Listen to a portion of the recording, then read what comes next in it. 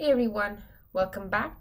So in this video, we shall take a deeper look at how to calculate expected values when we are dealing with multivariate distributions. So instead of 2, we have a k variables, so y1, y2, yk. G is a function of these k variables, right? And suppose these are discrete. So the expected value of g of all of these, right, y1, y2, yk, is basically just this. So remember, g is a function that maps from rk to r, right? So this g of all of this is basically a single number, right? So the domain or the range is or the output of this is going to be a single number. So the expected value of this function of all our random variables is basically you take this function here times the joint distribution and you sum over all of the random variables. So this is pretty similar to the definitions of expectations that we have seen before, right? It's a discrete variable, so you sum over the variables. We have k of them, therefore you have k summation signs, and we need to find the expected value of this. So we have this here times the joint probabilities. Similarly, if you have continuous variables, then the expected value of g of y1, y2, yk, you have these k integrals here, and this is the function that we want to find the integral of. This is the joint density, and obviously then we have all of these dy1 through dyk. So nothing very different happening here. It's fairly similar to the concepts we've already studied. So let's take a look at an example. So this is the joint distribution, and the question is to find expected value of 2x plus 3y. So this is basically g of xy, right? So expected value of this. So you need to sum over all values of x's, all values of y's, 2x plus 3y times the corresponding probability of x and y, right? So let's see. So basically we need to go over all pairs of values, right? I think I've done the calculation here. So expected value of 2x plus 3y, 2x plus 3y. So xi and yj's represent the actual values x takes, right? So this xi will be basically minus 1 and 1, and y's will vary over 1 and 2. And these are the corresponding probabilities. So first, so it always makes life easy to start with a particular random variable. So x is minus 1 and y is 1 here, right? So x is minus 1, y is 1, 2x plus 3y. Probability of minus 1 and 1 is 0.2. We have that here.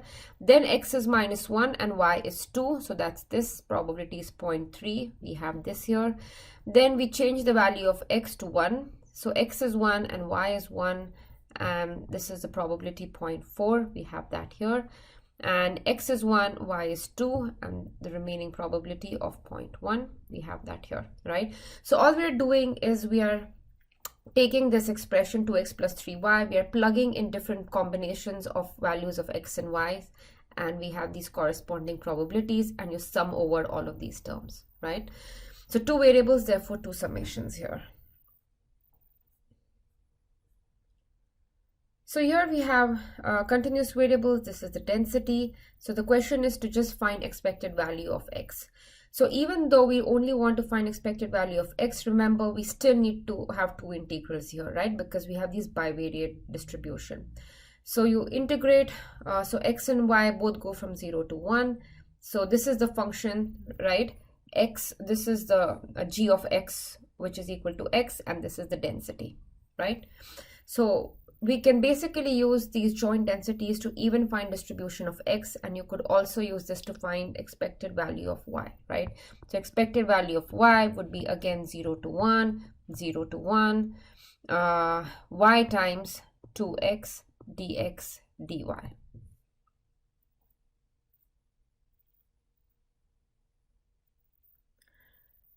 So if we have x and y are bivariate random variables, so they're not independent or anything, okay? So the expected value of x plus y can be written as expected value of x plus expected value of y. So why is that? So you can start from here. So expected value of, maybe I'll start from the top. Expected value of x plus y, remember, two integrals, two variables, x plus y, and suppose they are continuous, so we have the joint density y dx dy.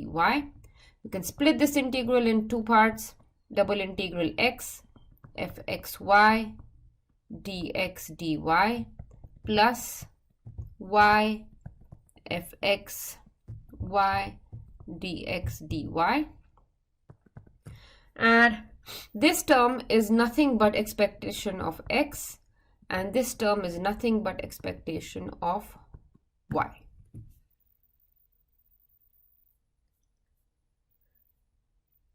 So the next result says, so if we have x and y, and now x and y are independent. If that is the case, then expectation of x times y can be written as expectation of x times expectation of y. So let's see how to show this. So expectation of xy is written like this, right? Two integrals xy times the joint density. But remember that x and y are independent. Therefore, the joint density can be written as the product of these marginal densities. So replacing, substituting this expression, we get this. So xy, fx, and fy. Now we can split this integral into two parts, right? So we can write this as integral over y fy dy times x fx dx. And this is nothing but expectation, or so this, right? So this is expectation of, so this is integral over x times its marginal density, right? This is nothing but expectation of x. This is also expectation of x, right? So anytime you integrate x with respect to its own density, which is the marginal density, you get e of x. Similarly, this is expectation of y, and therefore, if the variables are independent, e of xy is equal to e of x times e of y, right? So try and prove this. This is for the continuous case, and see if you can prove this for the discrete case.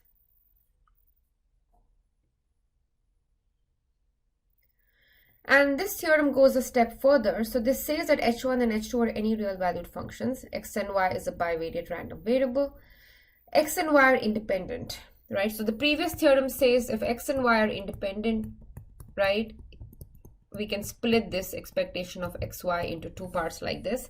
This theorem goes a step further. This says that expectation of not just x, but any function of x times any function of y can be written as the product of their individual expectations. So that is h1x times expectation of h1y, right? So this goes a step further. So see if you can go ahead and prove this. The proof will be quite similar to this one here, okay? So it is important that you're able to show this. So please do try this on your own. All right, so we're going to go back to moment generating functions for a bit. So I have x, it has normal distribution with mean mu1 sigma 1. I have y, it has distribution mu 2 sigma 2.